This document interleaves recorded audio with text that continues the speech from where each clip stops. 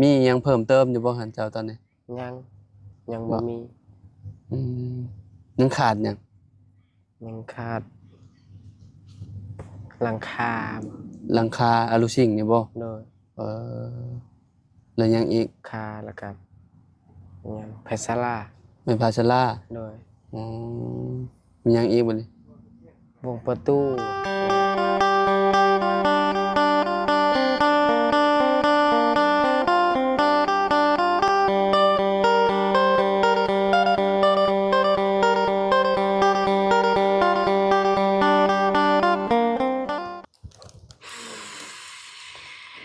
อ้าว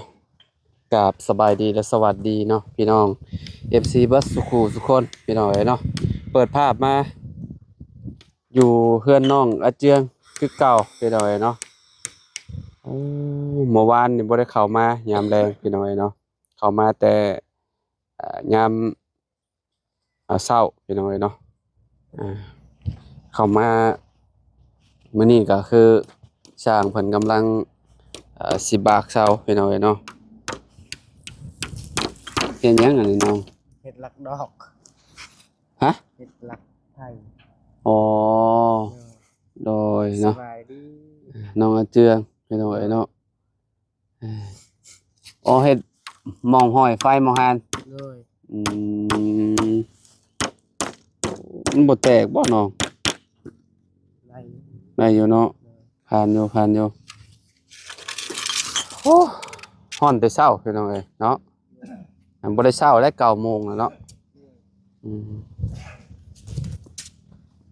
ลูกเมียไปไส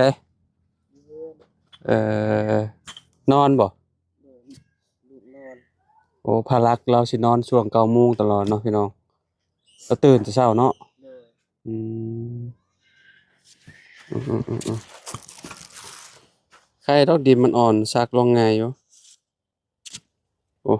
โอ้น้องหังโอ้มาแต่เช้าสบายดีเด้อ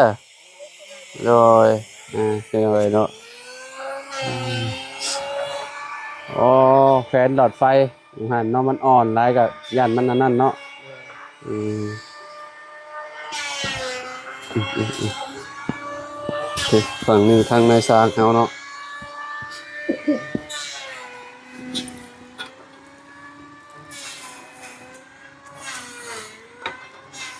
แล้วมื้อนี้เนาะอืมสบายดีเด้อ เออเอาเด้อนี่เด้อเพิ่มพลังเด้อเนี่ยเพิ่มพลังอืมเพิ่มพลังแต่เมื่อวานผมมันบ่เย็นแล้วเขาอ่ะอืมเป็นยังดอกมันหนาวกินได้อยู่เนาะอากาศหนาวเนาะตอนนี้มันร้อนมันกินบ่แซ่บพี่น้องเอ้ยมันอยากส้มๆเนาะเอ็มร้อยนี่พี่น้องเอ้ยอ๋อเมื่อวานนี่กบแล้วก็เมื่อเลยบ่นี่เลยว่าแนวใดแม่นเลยอืมมื้อนี้มาบากไว้พี่น้องเอ้ยบากแล้วนี่ก็ใส่อีหยังใส่ค้างแล้วเนาะมื้ออื่นไปใส่ข้าง ใส่ค้างแล้วก็ไม่กันมื้อนี้กบไม้ให้มันแล้วเนาะนั่นแหละคือสิแล้วอยู่ดอกมื้อนี้เนาะยังเหลือโบราณปานใด ไฟพี่น้องเอ้ยให้ก็มาเอาหนึ่งไฟดับบ่ไฟดับเก่าโอ้รอไฟอันมาสะดอกหาก็มาเนาะให้ก็มาคุณเจ้ามาแต่เช้าบ่ว่าซะแต่เช้าอืมบากยังบ่ได้บากมีแต่นี่อยู่พี่น้องกำลังเขียนอันนี้อยู่ใครดอกอันนั้นเอาเนาะคะแนนว่าใส่เลื่อยมือนี่โอ้เพิ่นสิได้ต้นหนึงก็บ่แม่นง่ายแล้วพี่น้องเอ้ยคนรุ่นก่อนรุ่นตะกี้เนี่ยก็เจ้าสิใส่เลื่อยเอาสิผมเลยใส่อันนั้นเอาพี่น้องเอ้ยเนาะตัดเอาเลยไม้งามโยมไม้อาเจืองเนาะมันเป็นไม้อันนี้พี่น้องเอ้ยแบบมันแก่นอยู่ได้เบิ่งนี่พี่น้องเนาะแก่นอยู่คือสิอยู่ได้โดนได้นานอยู่ดอกเนาะไม้ก็บ่ฮู้ดอกว่าเป็นไม้อิหยังพี่น้องเอ้ยเนาะแต่ว่าเบิ่งเนื้อมันนี่คือสิแก่นดีอยู่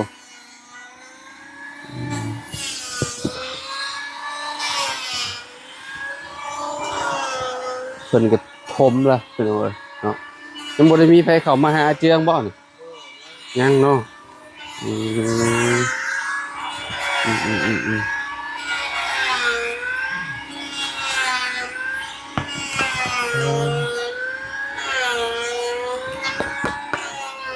ยืมไฟเพิ่นมาเรียบร้อยกลางคืนก็เปิดให้มันสว่าง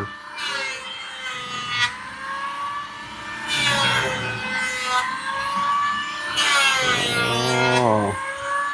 สูงอยู่ได้อีกเนาะฮะเอาสูงๆให้มันแจ้งๆบ่เออคะแนนมันบ่สูงมันบ่แจ้งบ่โอ้โหโอ้ยรวมน้องที่ได้พี่น้องผมเนาะเออ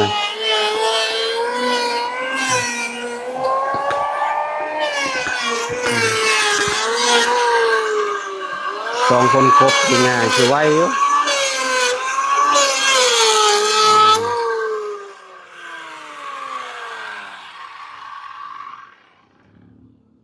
ไม่มันเป็นไม้ตายเลยพี่น้องเอ้ยเนาะเวลาเฮากบมันก็มันตากแดดตากหยังมันก็บ่เป็นหยังดอกเนาะเราแล้วมันก็งามเติมแล้วบ่มื้อนี้น่ะเติมเรียบร้อยไปแล้วบ่ยังบ่เติมติเอ๊ะนี่บ่เรียกขอยซื้อมาก็พอดีเลยครบคนอยู่เติมไปเลย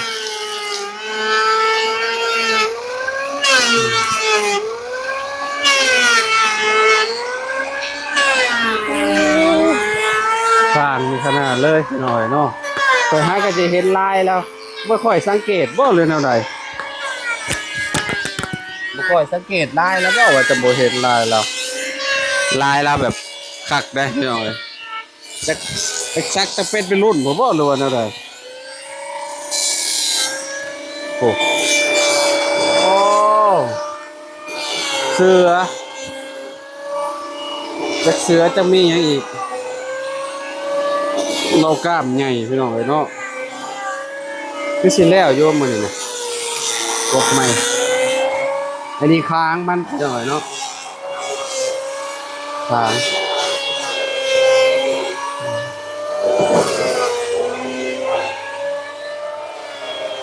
อันนี้ไม้บ่ฮู้ว่าไม้หยังนี่เรื่องคักเลยไม่เป็นเรื่องฮะไม่เป็นเรื่องไม้แก่เรื่องเรื่องคักเลยเนาะสีทองทองงามเลยพี่น้อง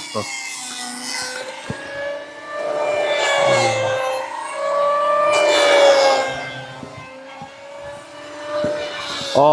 ยังเรือสำนี่เนาะเรื่องเนาะอืมหน่อยเนาะอืมเรือโบราณปานใดมันวิทย์ได้เด้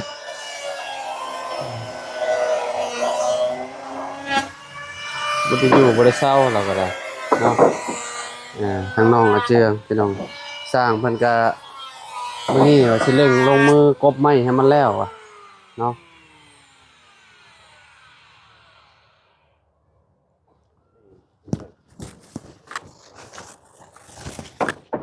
อืม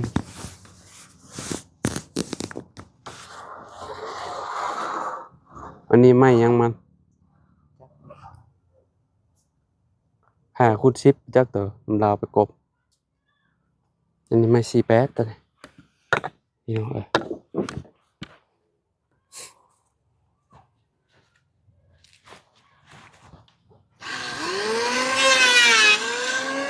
เมื่อวานนี่เห็นเพิ่นอันนั้นอยู่พากันกบเบิ่งกระถึกอยู่พี่น้องเนาะแล้วตอนนั้นแล้วเพิ่นก็พากันมือ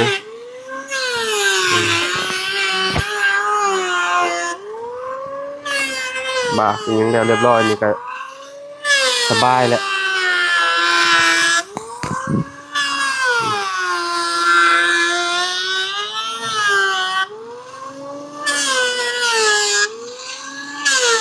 อากาศคือฝนสิตกนี่แหละพี่น้องเนาะอบอ้าวขนาดเลยแม่เวลาเพิ่นเราออกมาแล้วมันสิเป็นแบบนี้เนาะไม่สิเป็นแบบนี้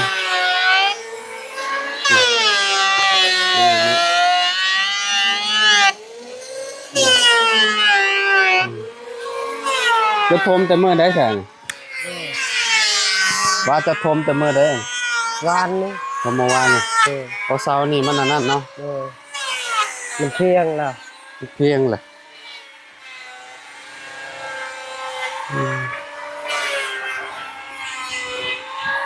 แน่นหนาอยู่ฟังดินเลยสบายเลย เออ บ่ย่านบันไดเพราะว่าเฮือนนี่สำคัญคือพังดินนี่แหละพี่น้องเอ้ยเนาะถ้าเสาตั้งเสาหยังมันมีโอกาสลงอยู่เนาะเวลาฝนตกฟ้าลงเนาะ เออ มันลมแรง เออ ยันมันผัดแล้วมันตกออกจากเคียงแต่คือเฮือนน้องเชื่องนี่แบบบ่ย่านพี่น้องเอ้ยเนาะเพราะว่าฟังดินไปแล้วเด้เนาะ เออ ร้อยแล้วนะ เลย ลมผัดมากับหายห่วง ต่อเสาขึ้น เสาอันนี้จักเม็ดเนาะเจือง 2.5 เมตรกัน 25บ่นี่ก็ได้ เลย อืมตัวนี้กะ25บ่ เลย รวมกันกับ6เม็ดเนาะ เลย นะ6เม็ดพอดี เวลาตั้งขึ้น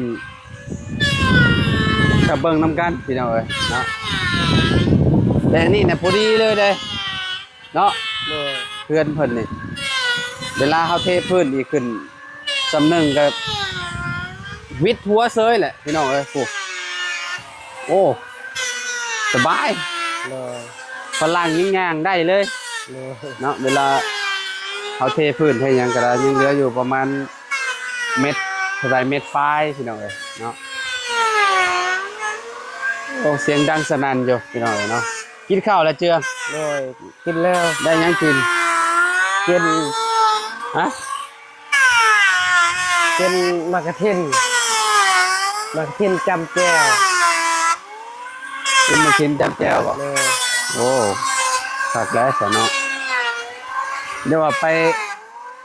ก้านหนู เลย ช่วงนี้บาก่อน เลยยานตื่นช่วยราชการยานตื่นช่วย เออพักก็ออกเลยพี่น้องพักเพิ่นโอ้มาวันนี้เปลี่ยนแปลงไปหลายงามแล้ววันนี้เนาะได้การอยู่เถอะ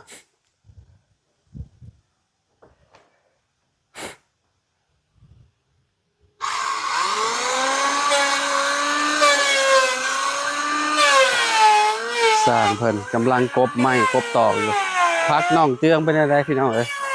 เบิ่งมันนี่ก่อนโอ้ออกเบิดเลยเด้นี่เนาะโอ้ได้การอยู่จะน้อยก็เก็บกินแหละพี่น้องเอ้ยเนาะ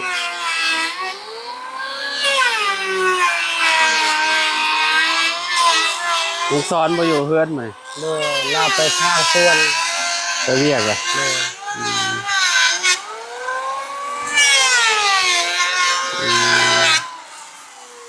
แต่เจ้ากบเป็นบ่ บ่เคยเฮ็ดบ่เคยเฮ็ด บ่เคยเฮ็ด เลย เดี๋ยวว่าเคยลองล่ะ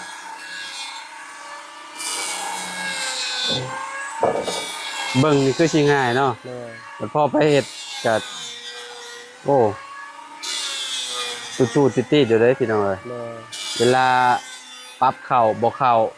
มันมีปรับได้บ่ได้เลย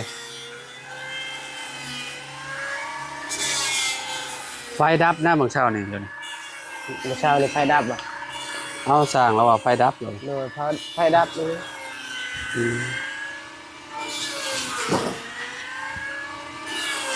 เพิ่นแบ่งกันพี่น้องเนาะแบ่งกันเฮ็ดเนาะแสดงว่าเพิ่นมารวมกันเบิดนี่โอ้แป๊บเดียวพี่น้องเอ้ยนี่เราหับงาน3งาน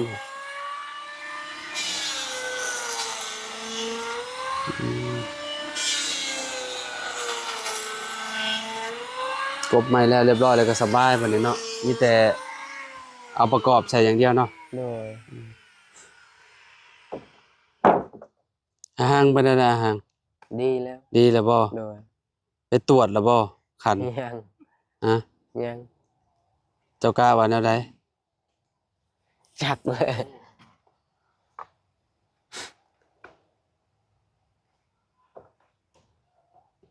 เราก็มักแพ้นู่นแพ้นี่บ่สามีเจ้า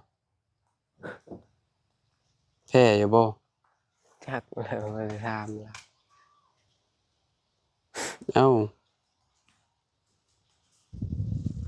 ทุกถามกันแล้วเนาะอยู่นำกัน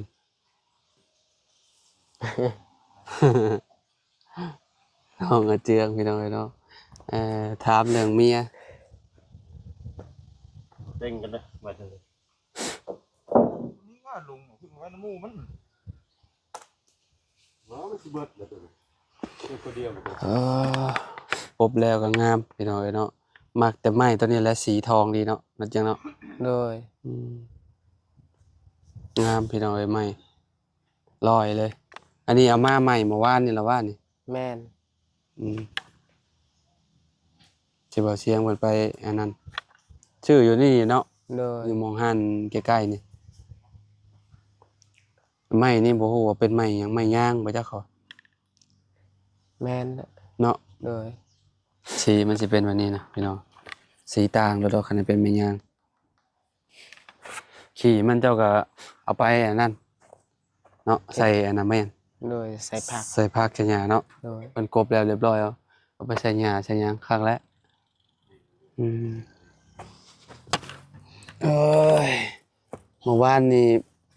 กินหยังเมื่อวานนี่ยามแรง กินนั่ง ฮะ กินนั่ง กินหนังเค็มอีกบ่ โดย เอ่อ กินกับเบาเสียงแล้วก็เบาบุญเบาไหล ยามค่ำๆตอน6 โมงเนาะ โดย จีแซ่บเด้ยามนี้เนาะยามเค็ม โดยแซ่ อา บ กาศหนาวๆเนาะ โดย